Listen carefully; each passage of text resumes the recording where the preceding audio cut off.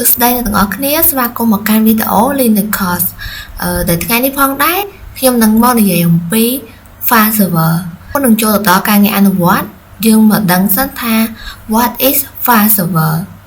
so file server គឺជាកុំព្យូទ័រឬក៏ device ដែលនៅលើ network ដែលអាចកំណត់នៅការstore manage ហើយនឹងការ share file ទៅឲ្យ user ផ្សេងៗដែលនៅលើ network and នៅក្នុង YouTube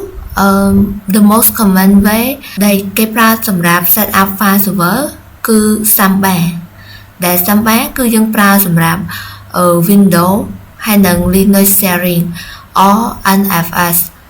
for Linux only sharing ដើម្បីអាចបង្កើត file server នៅលើ YouTube បានយើងត្រូវតែមាន Samba អញ្ចឹងយើងត្រូវដឹងថាតើ Samba គឺជាអ្វី Samba គឺជា software open source មួយដែលអនុញ្ញាតឲ្យ Linux ហើយនិង Unix system អាច share file ឬក៏ printer ជាមួយនឹង Windows macOS ហើយនិងLinux machine ផ្សេងដទៃទៀតនៅលើ network តែមួយហើយសម្រាប់ការ share file នៅលើ YouTube នេះខ្ញុំមាន3ចំណុចដើម្បីធ្វើការបង្ហាញដោយចំណុចទី1តកតងជាមួយនឹងការ share សម្រាប់ public មានន័យថានរណាក៏អាចចូលទៅមើល file នឹងបានដែរចំណុចទី2ការ share សម្រាប់ specific group មានន័យថាយើងត្រូវ share សម្រាប់ group មួយណាដែលគាត់អាចចូលមើលបានគាត់អាច read write បានហើយ group មួយណាគាត់មានសិទ្ធិត្រឹមតែ read ហើយនឹង group មួយណាដែលគាត់មិនអាចចូលមើលបានចំណែកចំណុចទី3តកតងមួយនឹងការ share សម្រាប់ specific group ការ share specific group ហ្នឹងវាដូចជាមួយនឹង group ដែរតែគ្រាន់តែយើង share សម្រាប់ user ម្នាក់តើ user ណាដែលគាត់មានសិទ្ធិហើយ user ណាគាត់អត់មានសិទ្ធិបន្ទាប់ពីយកនៅអ្វីដែលយើងត្រូវធ្វើហើយឥឡូវនេះចូលមកដល់ការងារអនុវត្តសម្រាប់ការអនុវត្តគឺយើងនឹងប្រើប្រាស់PuTTY ដើម្បី remote so ដើម្បីបង្កើតនៅ file server ជាដំបូងយើងត្រូវ update system ជាមុនសិន sudo apt update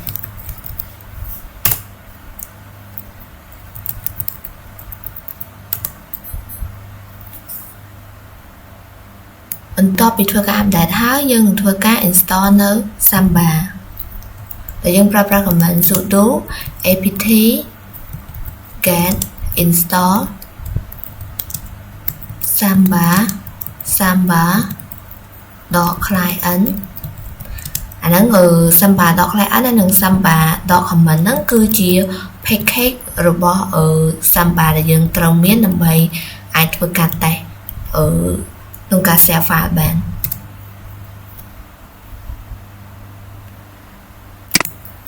តើពី install ហើយយើង clear ចូលមកដល់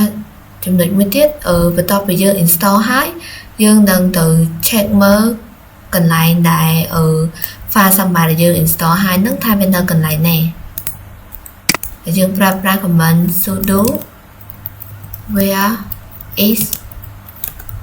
Samba នេះគឺជាកន្លែងដែលវាផ្ទុកនៅ Samba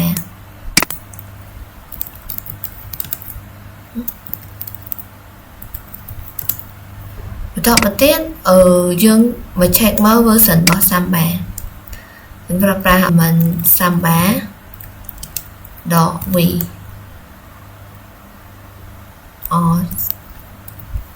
យើងអត់ស្គាល់ v ទូចទេយើងប្រើ v ធំអញ្ចឹង version របស់វាគឺ 4.19.5 យើងចង់ដឹងថា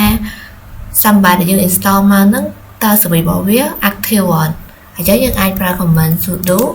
system control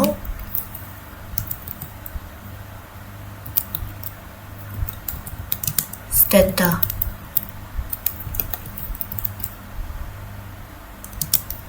smbd អញ្ចឹងយើងឃើញថា server របស់វាគឺកំពុងតែ active មានថាវាកំពុងតែដើរ បន្ទាប់ពីយើងឃើញថា service របស់ Samba វា active ហើយគឺយើងចូលមកដល់ការ allow ឲ្យនៅ Samba ហ្នឹងអាចឆ្លងកាត់ firewall បានព្រោះឯបើសិនជាវាអាចឆ្លងកាត់ firewall បានទេ Samba ហ្នឹងយើងអត់អាច process វាបានទេអញ្ចឹងយើងនឹងប្រើ command sudo u firewall allow Samba នឹងមក restart នៅ system ហ្នឹងសិន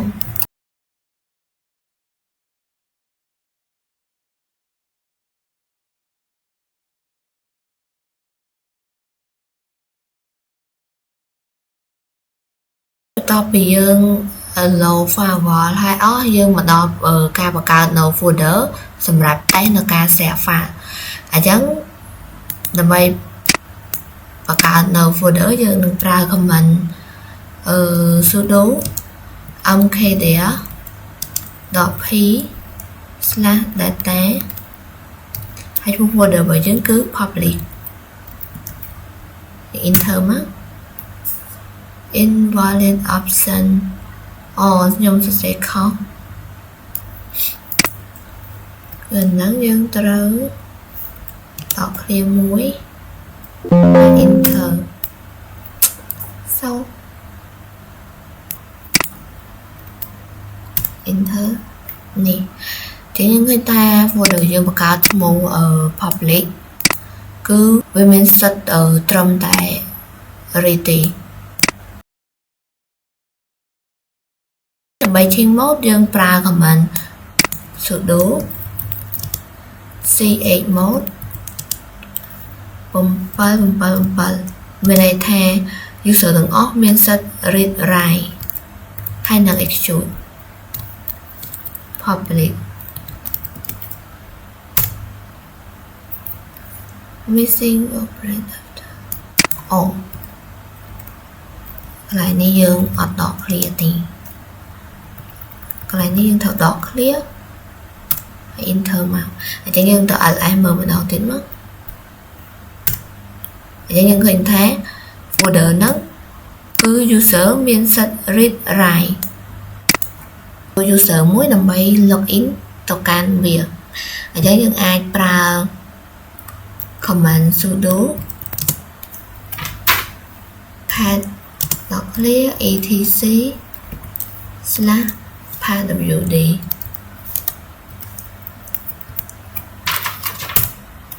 អញ្ចឹងយើងឃើញថាយើងមាន user thida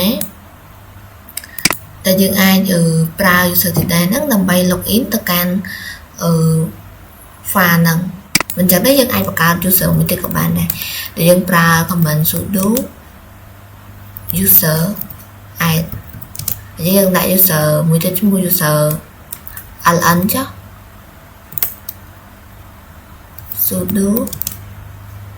sudo passwd ln គឺយើងប្រើដើម្បីដាក់ password ឲ្យ user password គាត់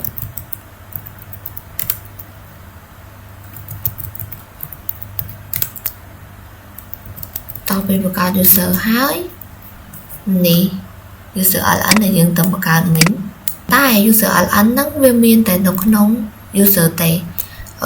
បើយើងចង់ដឹង user របស់ Samba គឺយើងប្រើ command ផ្សេង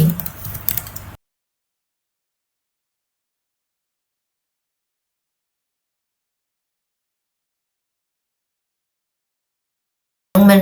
user របស់ Samba មានតែមួយគឺ thida user ln ដែលយើងទៅបង្កើតមិញគឺអត់មាននៅក្នុង Samba ទេsmb passwd option a ឈ្មោះ user ln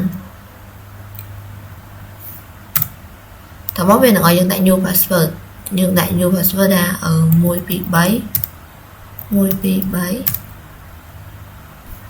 ចឹងវាអាច user បានសម្រាប់ទេយើងទៅ check មើលម្ដងទៀតបានដើម្បី confirm នេះជាងគេថា user ln របស់យើងវាបានអាចចូលទៅខ្លាចជា user របស់ Samba ហើយបន្តទៀតគឺយើងនឹងទៅធ្វើការ configure Samba ដូច្នេះដើម្បីធ្វើការ configure Samba បានយើង ត្រូវប្រើ command sudo nano /etc /samba /smb.con យើងចូលដល់នឹងហើយយើង scroll មកខាងក្រោមដែលយើងប្រើ arrow key ចុះក្រោមពេលបន្តខាងក្រោមហើយយើងអាចធ្វើការ configure តាមនេះយើងដាក់ថា public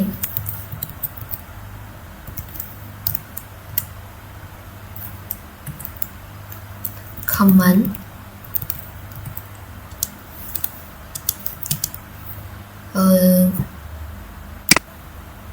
set directory for public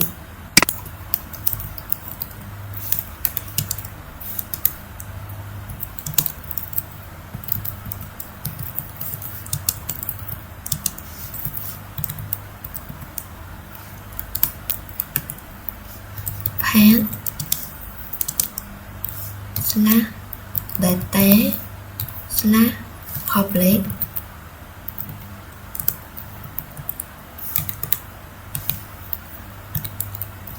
browse about small yes read only small no កន្លែងហ្នឹងមានន័យថាអ្នកណាក៏អាចចូលបានដែរ write about small yes ហើយហ្នឹងមានន័យថាអ្នកណាក៏អាចចូលហើយអាចបង្កើតនៅ folder កែ file បានដែរទៀត yes okay small yes ហើយនេះមានន័យថា user ណាក៏អាច login ចូលបានដែរយើង plate ដាក់ e បន្ទាប់ពីយើងសរសេរហើយយើងអាចចុច control x ដើម្បី save ហើយនឹងចាក់ចេញ yes ដូច្នេះយើងបាន configure នៅ Samba ហើយដូច្នេះយើងអាចទៅធ្វើការ login មើលនៅ file ដែលយើងបាន share ចឹងមុន login យើង check មើល IP address ដែលយើងប្រើ command IP a អញ្ចឹង IP address របស់យើងគឺ 192.168.128 យើង copy វាមកហើយយើងមកចូលក្នុង folder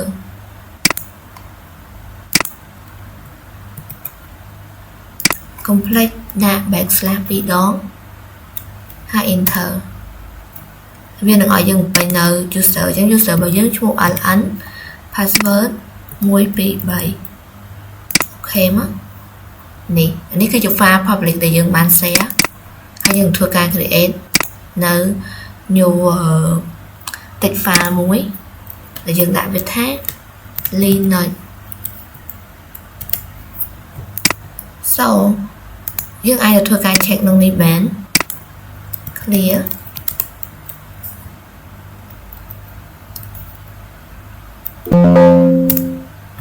នេះគឺជា file ដែលយើងបានបង្កើតមុនហ្នឹងគឺ linux.tt ដូច្នេះវីដេអូហ្នឹងខ្ញុំសូមធ្វើតែប៉ុណ្្នឹងទេព្រោះឯងខ្ញុំខ្លាចវាវែងពេកសម្រាប់ការ share folder ជា specific group ការ share file ជា specific group ខ្ញុំនឹងធ្វើ part 2 សូមអរគុណអ្នកទាំងអស់គ្នាដែលបានមើលវីដេអូនេះតាំងពីដើមរហូតដល់ចប់